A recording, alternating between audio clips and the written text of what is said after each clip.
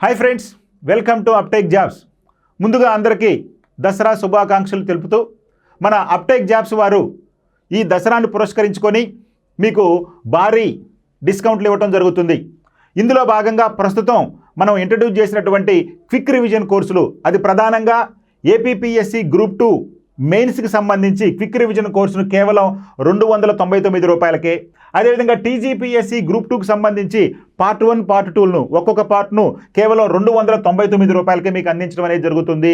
ఇది కేవలం అక్టోబర్ 13 వరకు, అంటే దసరా పండగ వరకు మాత్రమే మీకు ఇది అందుబాటులో ఉండే అవకాశం ఉంది.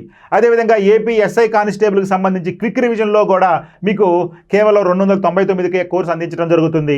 ఇక టెట్ డిఎస్సికి సంబంధించి విద్యార్థులకు కేవలం 499 రూపాయలకే కోర్సు అందించడం జరుగుతుంది.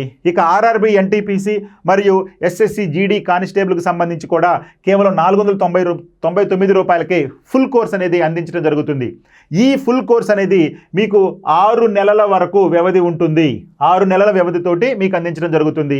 మరి మీకు తెలిసిందే కదా, టీజీపీఎస్సీ గ్రూప్ 2 కానీ ఏపీపీఎస్సీ గ్రూప్ 2 కానీ ప్రతి సబ్జెక్టుకు సిలబస్ వైజ్గా 5 నుంచి 10 గంటల లోపు సిలబస్ని కవర్ చేస్తూ మీకు క్విక్ రివిజన్ లాగా, అంటే తొందరగా మీరు సబ్జెక్ట్ని రోజుకి 1, 2, 3 సార్లు రివిజన్ చేసుకునే విధంగా వీలు కల్పిస్తూ ఈ క్విక్ రివిజన్ అనే కాన్సెప్ట్ను మనం తీసుకురావడం జరిగింది. ఇక టెట్ డిఎస్సికి సంబంధించి ఆర్ఆర్బి ఎన్టీపీసీకి సంబంధించి ఫుల్ కోర్సులను, అక్కడ క్విక్ రివిజన్ కాదండి, ఫుల్ కోర్సులను మీకు కేవలం 499 రూపాయలకు అందించడం జరుగుతుంది. విత్ టెస్టులతో సహా, ఆ టెస్టులను ఎక్స్ప్లెయిన్ చేస్తూ కూడా.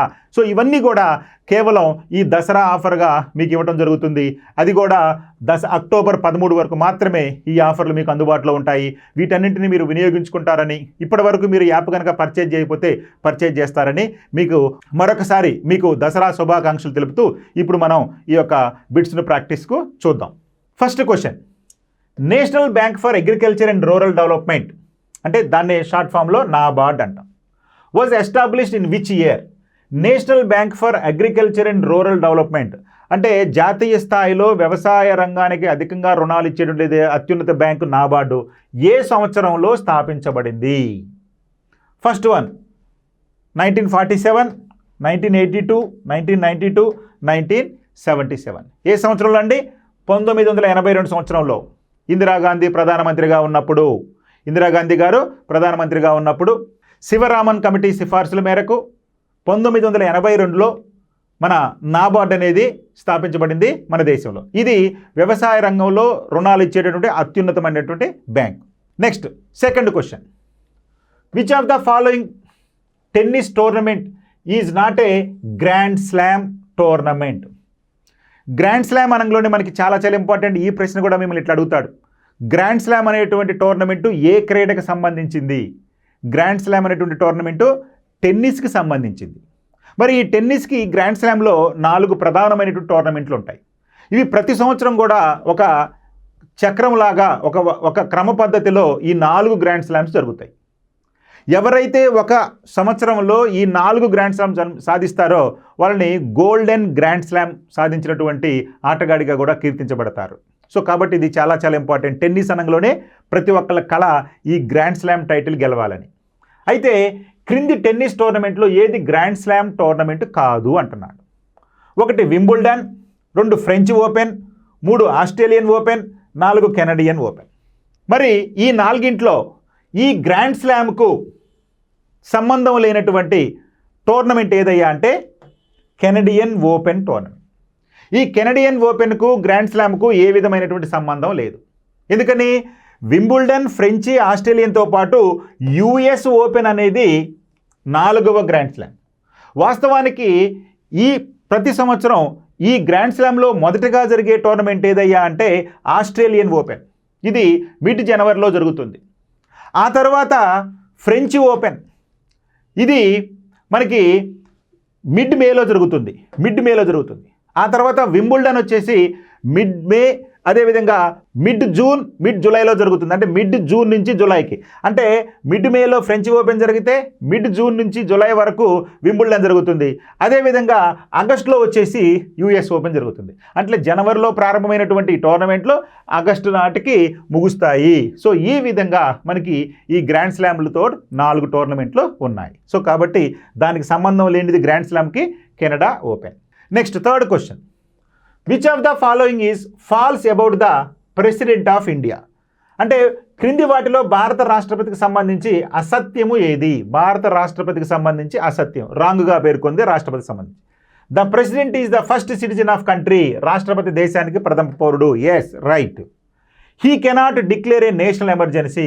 ఈయన జాతీయ అత్యవసర పరిస్థితిని ప్రకటించలేరు. కాదు, తప్పు ఇది. ఆయన ఏదైనా జాతీయ అత్యవసర ప్రకటిస్తాడు, ఆర్థిక అత్యవసర ప్రకటిస్తాడు, అన్నీ కూడా ఆయనకు అధికారం ఉంటుంది. కాబట్టి ఇది కాదు. ఇక మూడో చూద్దాం. The president appoints the prime minister and the council of ministers. ప్రధానమంత్రిని మరియు మంత్రిమండలిని నియమిస్తాడు. ఎస్, ఎన్నికల్లో పార్లమెంట్ ఎన్నికల్లో మెజారిటీ సాధించినటువంటి పార్టీ నాయకుడిని ప్రధానమంత్రిగా ఆయన నియమిస్తాడు. రైట్. ఇక he is the chief of defence force. ఆయన రక్షణ దళాల సర్వాధికారి. ఈయన ప్రథమ పౌరుడే కాదు, చీఫ్ ఆఫ్ డిఫెన్స్ స్టాఫ్.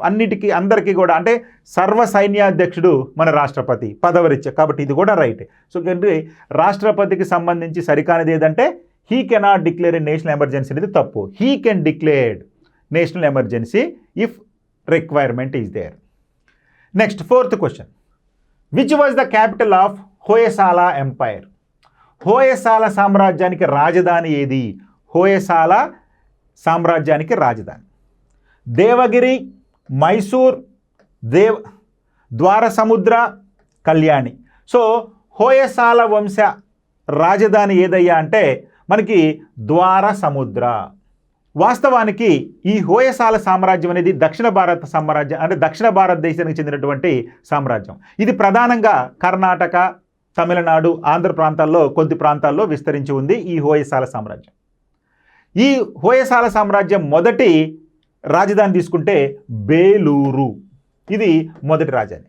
ఆ తర్వాత ఈ బేలూరు నుంచి ఈ హోయసాల సామ్రాజ్య రాజధానిని హలిబీడుకు మార్చడం జరిగింది. అంటే మొదట్లో బేలూరు రాజధానిగా ఉన్నటువంటి హోయసాల సామ్రాజ్యం తర్వాత కాలంలో తన రాజధానిని హలిబీడుకు మార్చడం జరిగింది. ఈ హలిబీడు క్రమంలో ఇది తర్వాత కాలంలో ఈ హలిబీడు పేరును ద్వారసముద్రగా మార్చడం జరిగింది. సో ఇది కర్ణాటక రాష్ట్రంలో ఉంది. సో కాబట్టి ఈ యొక్క హోయసాల సామ్రాజ్య రాజధాని ద్వారసముద్ర. ఇది రైట్ ఆన్సర్గా గుర్తుపెట్టుకోవాలి. Next fifth question, which of the following is an incorrect pair? క్రింది వాటిలో సరికాని జత ఏది అన్నాడు. ఇన్కరెక్ట్ పేర్ అంటున్నాడు. Nile river, Egypt and Sudan. Nile నది ఈజిప్టు మరియు సూడాన్ దేశాల గుండా ప్రవహిస్తుంది. Yes, right. Andes mountains, Argentina, Brazil దేశాల్లో ఉంది. యాండీస్ పర్వతాలు అర్జెంటీనా మరియు బ్రెజిల్ దేశాల్లో విస్తరించి ఉన్నాయి. కాదు, వాస్తవానికి యాండీస్ పర్వతాలు ప్రపంచంలో పొడవైన పర్వతాలు. ఇవి దక్షిణ అమెరికా ఖండంలోనే ఉన్నాయి. కానీ అవి దక్షిణ అమెరికా ఖండం యొక్క పశ్చిమ భాగంలో, అంటే మనకి ఈ యొక్క అర్జెంటీనా మరియు చిలీ దేశాలకు, బొలివియా దేశాల గుండా పైన ఉత్తర దక్షిణాలుగా విస్తరించి ఉంటాయి. అంతేగాని బ్రెజిల్ ఉండదు. ఇక్కడ అర్జెంటీనాతో పాటు చిలీ కనుక ఉంటే అది రైట్ ఆన్సర్ అయ్యేది. కానీ ఇది బ్రెజిల్ అన్నాడు కాబట్టి ఇది కాదు. ఇక సట్లజ్ రివర్. సట్లజ్ రివర్ ఏంటంటే సింధు నది ఉపనది. ఇది ఇండియా పాకిస్తాన్ నది. ఈ సట్లజ్ నది భారత మరియు పాకిస్తాన్ దేశాల గుండా, ఎస్, ఇది సింధు నది ఉపనది అయినటువంటి ఈ సట్లజ్ నది భారతదేశం మరియు పాకిస్తాన్ గుండా ప్రవహిస్తుంది. ఇక నయగరా ఫాల్స్, ప్రపంచంలో అతిపెద్ద జలపాతం నయగరా జలపాతం. ఎత్తైన జలపాతం ఏంజెల్ జలపాతం అనుకుంటే పెద్ద జలపాతం నయగరా జలపాతం. ఇది ఒంటారియో నది మీద ఉంది. అమెరికా కెనడాలకు మధ్యలో ఉన్నటువంటి ఒంటారియో నది మీద ఈ నయగరా జలపాతం ఉంది. ఇది కెనడా, అమెరికా మరియు కెనడా అన్నాడు. ఇది కూడా రైటే. కాబట్టి 3 రైటే, 4 రైటే, 1 రైటే, 2 మాత్రం తప్పు. కాబట్టి సరికాని జత ఏదంటే అర్జెంటీనా, బ్రెజిల్. ఎందుకని ఈ బ్రెజిల్లో ఈ అండీస్ పర్వతాలు లేవు. Okay.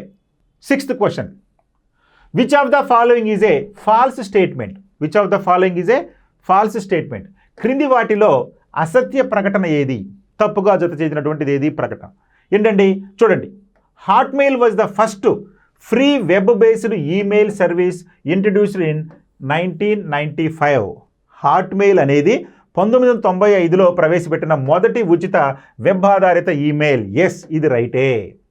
Next second one, in internet terminology IP stands for internet practice. Internet పదజాలంలో ఐపీ అంటే ఇంటర్నెట్ ప్రాక్టీస్ అన్నాడు. కాదు. ఏంటండి? ఐపీ అంటే ఇంటర్నెట్ ప్రోటోకాల్. ఇంటర్నెట్ ప్రోటోకాల్ అని అర్థం. అంతేగాని ఐపీ అంటే ఇంటర్నెట్ ప్రోటోకాల్ అని అర్థం. కాబట్టి ఇది తప్పు.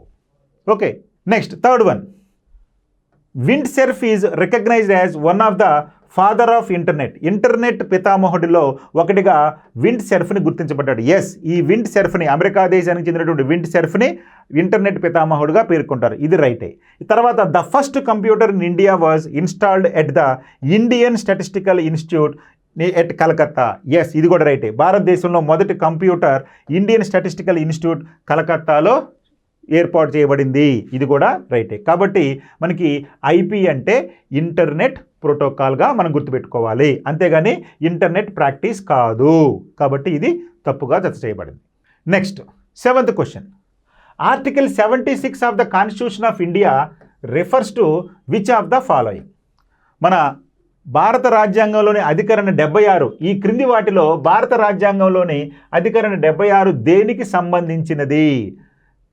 ఆర్టికల్ 76 లేదా అధికరణ 76 అని దేనికి సంబంధించి? Appointment of auditor general, appointment of vice president, appointment of attorney general, appointment of president. మరి ఏంటండి ఈ 76 అనేటువంటి అధికరణ దేనికి సంబంధించిందంటే అపాయింట్మెంట్ ఆఫ్ అటార్నీ జనరల్కి సంబంధించింది. అటార్నీ జనరల్ నియామకానికి సంబంధించి తెలిపే అధికరణ ఏదయ్యా అంటే 76. ఓకే, మరి ఆడిటర్ జనరల్ అండి, ఆడిటర్ జనరల్ వచ్చేసి 148 article. So 148 article says appointment of the auditor general. మరి వైస్ ప్రెసిడెంట్ గురించి చెప్పే ఆర్టికల్స్ ఏంటండి? వైస్ ప్రెసిడెంట్ గురించి చెప్పే ఆర్టికల్స్ ఏంటయ్యా అంటే 63 నుంచి 73 వరకు ఉన్న ఆర్టికల్స్ వైస్ ప్రెసిడెంట్ గురించి చెప్తున్నాయి. రాష్ట్రపతి గురించి చెప్పేటటువంటి ఆర్టికల్స్ 52 నుంచి 62 వరకు, 52 నుంచి 62 వరకు రాష్ట్రపతి, 63 నుంచి 73 వరకు ఉపరాష్ట్రపతి. ఇది ఆర్డర్ ఉంది చూడండి, గుర్తుపెట్టుకోండి. Next 8th question, which of the following is the highest capacity nuclear power plant? మన దేశంలో ఉన్నటువంటి న్యూక్లియర్ పవర్స్లో క్రింది వాటిలో అత్యధిక సామర్థ్యం కలిగినటువంటి అణు విద్యుత్ కేంద్రం ఏది? అత్యధిక సామర్థ్యం ఉన్నటువంటి అణు విద్యుత్ కేంద్రం Tarapur nuclear reactor. Tarapur nuclear reactor అనేది ఎక్కడ ఉందండి? ఇది మహారాష్ట్రలో ఉంది. మరి ఈ తారాపూర్ అణు రియాక్టర్ యొక్క సామర్థ్యం ఎంత అండి? తారాపూర్ అణు సామర్థ్యం ఎంతయ్యా అంటే 1400 మెగావాట్లు. అంటే తారాపూర్ న్యూక్లియర్ రియాక్టర్ యొక్క సామర్థ్యం ఎంతయ్యా అంటే అణు ఉత్పత్తి సామర్థ్యం 1400 మెగావాట్లు. ఇక కల్పకం న్యూక్లియర్ పవర్ ప్లాంట్ ఇది ఎక్కడ ఉందండి? తమిళనాడులో ఉంది. ఈ కల్పకం అణుశక్తి విద్యుత్ సామర్థ్యం ఎంత ఉందయ్యా అంటే 220 మెగావాట్లు ఉంది. కల్పకం వచ్చేసి 220 మెగావాట్లు ఉంది. Next 3rd one, Kudankulam nuclear power station, Kudankulam అణుశక్తి విద్యుత్ కేంద్రం, ఇది కూడా తమిళనాడులోనే ఉంది. అయితే దీని సామర్థ్యం ఎంత అయ్యా అంటే 2000 మెగావాట్లు. చూడండి 2000 మెగావాట్లు. ఇక 4వది రాజస్థాన్ న్యూక్లియర్ పవర్ స్టేషన్, దీన్ని రావత్ భట్టా అని కూడా, Rawat Bhata nuclear power plant అంటారు. ఇది రాజస్థాన్లో ఉంది. రాజస్థాన్ అణు విద్యుత్ కేంద్రంలో 1180 మెగావాట్లు ఉంది. 1180 మెగావాట్ల సామర్థ్యం ఉంది. మరి వీటిలో మరి అత్యధిక సామర్థ్యం ఉంది ఏంటంటే ఇది తమిళనాడులో ఉన్నటువంటి కూడంకులంలో ఉన్నటువంటి అణు విద్యుత్ కేంద్రానికి అత్యధిక విద్యుత్ ఉత్పత్తి సామర్థ్యం ఉంది. Next 9th question, what is the nomophobia? Nomophobia అంటే ఏంటి? ఇది చాలా ఇంపార్టెంట్, గుర్తుపెట్టుకోవాలి మీరందరూ. నోమోఫోబియా అంటే ఏంటి? Fear of being out of touch with the computer. కంప్యూటర్తో సంబంధం లేనప్పుడు కలిగి, అంటే కంప్యూటర్ లేకుండా నేను బతకలేను అనేటువంటిది ఈ యొక్క నోమోఫోబియా అన్నారు. లేదు, fear when away from television, టెలివిజన్తో సంబంధం లేనప్పుడు కలిగే భయం. అసలుకి నేను టెలివిజన్ లేకుండా ఉండలేను అనేటువంటి భయం ఉంటే కనుక అది నోమోఫోబియా అంటారు. Next fear of being out of touch with cellular phone, cell phone తోటి సంబంధం లేనప్పుడు కలిగే భయం, అంటే సెల్ ఫోన్ లేకుండా నేను ఉండలేను అనేటువంటి స్థితిని ఏమన్నారంటే నోమోఫోబియా అంటారు. లేదా fear when away from home, ఇంటి నుండి దూరంగా ఉన్నప్పుడు కలిగేటువంటి భయం. సో వీటిలో నోమోఫోబియా అంటే ఏంటి అంటే ఇది fear of being out of touch with a cellular phone, cellular ఫోన్తో సంబంధం లేనప్పుడు కలిగేటువంటి భయం, దీన్నే నోమోఫోబియా అంటారు. కాబట్టి అంత అడిక్ట్ అయిపోయాం మనం, అంటే ఫోన్ లేకపోతే జీవితం పోయినట్టే, లేదా మనకి ఇంకేమి లేదు అన్న భయం కలిగేటువంటి దాన్ని మనం ఏమన్నామంటే నోమోఫోబియా అన్నాం. Next 10th question, which of the following is the incorrect pair of Indian government schemes? క్రింది వాటిలో భారత ప్రభుత్వ పథకాలకు సంబంధించి సరిగా లేని జత. భారత ప్రభుత్వ కేంద్ర ప్రభుత్వ పథకాలు వాటిలో సరిగా లేనటువంటి జత ఏంటో చూడండి. Ayushman Bharat health for all and universal health coverage. అంటే ఆయుష్మాన్ భారత్ అనేటువంటి పథకము అందరికీ ఆరోగ్యం మరియు యూనివర్సల్ హెల్త్ కవరేజ్కి సంబంధించింది. Yes, correct. ఆయుష్మాన్ భవన్ అనేటువంటి పథకము కేంద్ర ప్రభుత్వ పథకము, అందరికీ ఆరోగ్యం అనేటువంటి దాంతో ఈ పథకాన్ని ప్రారంభించడం జరిగింది. ఇక ఉజ్వల యోజన. ఉజ్వల యోజన ఏంటంటే distribution of LPG cylinders to women from below poverty lines. అంటే ఉజ్వల యోజన అనేటువంటి పథకం దేని కొరకంటే దారిద్ర్య రేఖకు దిగునటువంటి కుటుంబాల మహిళలకు ఎల్పిజి లిక్విఫైడ్ పెట్రోలియం గ్యాస్ అనేటువంటి ఎల్పిజి గ్యాస్ సిలిండర్లను పంపిణీ చేసేటువంటి పథకం. నెక్స్ట్ మూడోది ఏం చెప్తుందండి, mission Indradhanush. Mission Indradhanush for vaccines for all. అంటే టీకా, అందరికీ టీకాలు. అంటే మిషన్ ఇంద్రధనుష్ అనేది అందరికీ టీకాలు, ఆరోగ్యానికి సంబంధించినటువంటి పథకం. రైట్. ఇది కూడా మనకి నాలుగోది సుకన్య సమృద్ధి యోజన. సుకన్య సమృద్ధి యోజన అంటే to promote the welfare of girl child అన్నాడు. అంటే బాలికల యొక్క సంక్షేమానికి ఈ సుకన్య సమృద్ధి యోజన అన్నాడు. మరి ఇది సుకన్య సమృద్ధి యోజన అనేది ఆడపిల్లల సంక్షేమానికి ప్రోత్సహించడం అనేది. రైట్. మరి వీటిలో తప్పేంటిదండి, సరిగా లేనిది ఏంటయ్యా అంటే సుకన్య సమృద్ధి యోజన. ఈ సుకన్య సమృద్ధి యోజన అనేది బాలికలకు విద్యకు సంబంధించినటువంటిది. అంటే వాళ్ళ సంక్షేమానికి సంబంధించిన బాలిక యొక్క విద్యా విషయాల గురించి ఈ యొక్క ప్రమోట్ చేసేటటువంటి పథకమే ఈ సుకన్య సమృద్ధి యోజన. బాలికలకు విద్యకు సంబంధించినటువంటి పథకమే ఈ సుకన్య సమృద్ధి యోజన. అంతేగాని సంక్షేమానికి ఆడపిల్లల సంక్షేమానికి సంబంధించింది కాదు, వాళ్ళ యొక్క చదువులకు సంబంధించిన పథకం. కాబట్టి ఇది సరిగా లేదు అని చెప్పి మనం గుర్తుపెట్టుకోవాలి. Okay, thank you.